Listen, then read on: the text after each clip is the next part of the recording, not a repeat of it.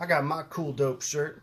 Where's yours, y'all? It's waiting for you over on viralstyle.com. Link is in the description. What you thinking about? What you thinking about? What you thinking about? What you thinking about? What up, y'all? DCFAYGOGUY. So we just wrapped up our Terror Wheel vinyl review, which, aside from Hell's Cellar, is the last announced and known Waxworks release from ICP, the vinyl releases that they are putting out.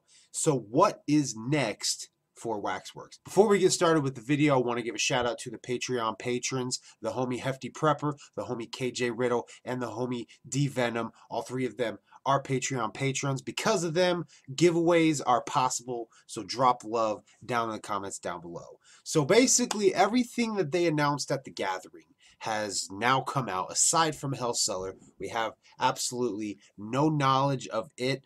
Haven't heard shit. It's still available for, I guess, pre-order on Psychopathic merch. So no idea what's going on there. But I basically wanted to talk about what could be next for Waxworks and just kind of go over what they've released officially under the title Waxworks and just the vinyls that they have put out that I know of. So this picture gives a little bit of an overview of all the vinyl that I have, and going in the best order of my memory of what was released through the actual title or through the actual collection of ICP Waxworks. You had Tunnel of Love, you had Dark Lotus's Tales from the Lotus Pod, Dog Beats, Beverly Kills, Carnival of Carnage, The Great Malenko, Shaggy Two Dopes, Fuck the Fuck Off, Motherfucker, Ringmaster, Hell's Pit, Bang Pow Boom, Amazing Jekyll Brothers, Terror Wheel, and I'm assuming at some point, Hell's Cellar. Now, all of those that I just named off, those are the ones that are bearing the actual sticker on the packaging, ICP's Waxworks. So other than those ones, you're also seeing a few others in here I did not name off. The Mighty Death Pop, Marvelous Missing Link, The Complete Saga. You have the Wraith Shangri-La in there, which the Wraith Shangri-La, that was actually released some time ago. I don't know the specifics of when its release date was, but I can tell you there was this one, and then there was also a picture disc, which here you're seeing them side by side. That was released as well. The picture disc there for the longest time was actually available on Hatch Gear, and I kind of regret never picking that up because now it's going to be rare and really high in price. But there is also a Riddle Box vinyl that does exist. It's kind of known as the Legacy vinyl, as you can see here. But I don't know that I would ever pick this one up because there is actually a misprint on the back. So it's not really one desirable for me that I want to put into my collection. There is also the Carnival Christmas vinyl release that they put out a few years ago. I didn't have that in my picture because, well, it's a 7-inch. It gets lost in the midst of all the 12 inches. But there is also another one. It was the one that they released. It was the collaboration they did with Jack White, the one that contained Mountain Girl and Lick My Ass, I'm pretty sure is what that translates to. There was also that release as well that was put out on vinyl. So as it stands right now, that is the massive amount of vinyl they've already released. And of course, that's only a fraction of their discography. So basically at this point, they've covered the 6 Joker cards. Like I said, the Legacy vinyl of Riddle Box exists. There is 2 different types of the Wraith Shangri-La you can get on vinyl. And so everything at this point in time, Joker card wise, aside from Fearless Fred Fury, has a vinyl release. I mean, shit, even the Sideshow EPs are now covered. So the question is, where are they going to go with Waxworks next if they're going to continue it? You know, I don't know. I don't know how the vinyl sales are doing.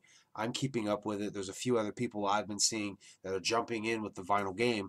And lately, I've actually been seeing a lot of comments where people are curious about the vinyls, which is kind of what prompted this video, just to kind of give a lesson of what is available, what's out there as ICP's Waxworks, and just what they've released as vinyl in the past.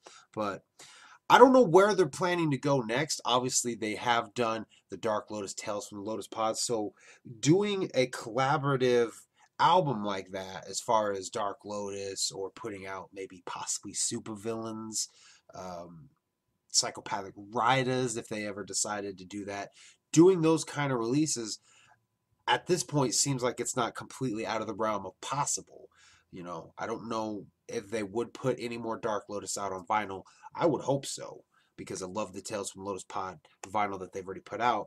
So I'm wondering where they're going to go next with these vinyl releases. They've obviously got Forgotten Freshnesses they could put out. They have a few more Sideshow EPs they could put out. They have the Tempest collection, I guess you could call it, with the Calm, the Tempest, Eye of the Storm. They could do that, maybe even somehow put them in some kind of a box set. There's things they could do here. And the big one that I'm kind of building up to, that a lot of people have probably at this point blurted it out, maybe put it in the comments, is Bizarre Bazaar. That, I think, is something they're probably going to do, and I don't know if it's going to be something they'll do in 2020 because it will be the 20-year anniversary of Bizarre Bazaar, or could we possibly see it sooner than that? I don't know what's going on with DCGCon. We have had no news. Hopefully within the next month we'll have news, but there was a new board game under the Dark Carnival game series that was supposed to come out, if you guys remember a video I made. The board game Bizarre, the game, the little board game that was inside the booklet of the Bizarre album, that's supposed to be getting an actual full release, assuming everything's still going according to plan. So my kind of, I guess, assumption or speculation is, if the Waxworks is continuing very well, could we see a vinyl release for the Bizarre Bazaar albums come DCGCon time? I mean, that's when they released Dog Beats, was at the first annual DCGCon. So purely speculation on that one, but that's the big one I'd be the most hyped for. I would hope that they somehow collaborate or somehow work the theme of the vinyls together, make them kind of link up with each other in some kind of a way, maybe have opposites of some sort that just makes the albums tie together, or makes the vinyls tie together in a beautiful way. I've made a video a long ass time ago about how Bizarre Bazaar should have been, and even how Man's Myth and Mutant from Twisted should have been, in comparison to System of a Down's Mesmerize and Hypnotize. If you own those albums, you know what I'm talking about. Maybe I'll do a updated version of that video, because again, the 20th anniversary of Bizarre Bazaar is coming. So a 20th anniversary edition, they got to do something fucking dope, and that's something they could do fucking dope. Getting off topic, let's get back to the Waxworks. So no idea where they're going to go next. Where they could go, obviously they could do more Dark Lotus. They've already released one album. Again, Bizarre Bazaar, that would be a big one. I don't know if there would be much point in doing the Forgotten Freshnesses. They're kind of what they are, if you know what I mean, the scrapped shit. So I don't know if giving them a full vinyl release would be, in their eyes, worth it. I know Juggalos would eat that shit up. I know I would. I would pick that shit up. But definitely the Tempest, that era or that saga, could definitely see a release. Again, we still have a couple of Sideshow EPs, the House of Wax, Phantom, Flip the Rat could even see a vinyl release, a little 7-inch vinyl release. These are all ideas I'm just kind of throwing out there. I don't know what their plans are, the future for Waxworks, but these are the things I'm thinking about. This is the things that I would like to see. But the big one, absolutely, what I would like to see is that Bizarre Bazaar vinyl release, double, 2 different ones. You know, you have to buy them separate, and somehow they tie into each other the same way that Mesmerize and Hypnotize by System of a Down do. That would be the absolute shit. I actually hope they do a CD version of that, where the packaging actually links up together, because it's dope shit. If you don't know what I'm talking about, I'm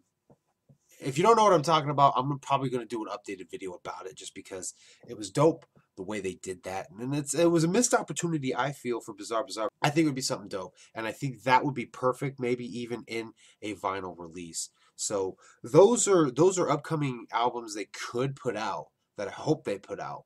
I mean, I would even like to see Fuck the Fuck Off see a vinyl release. Wizard of the Hood, you know, all their albums could be. So what's next for Waxworks? No clue. Should they continue it? I think so. What do you think? Leave your comments down below. Hopefully this was a little bit educational for you guys who are not familiar with the vinyl releases they've put out. But anyway, thank you guys for watching. I will see you guys next time.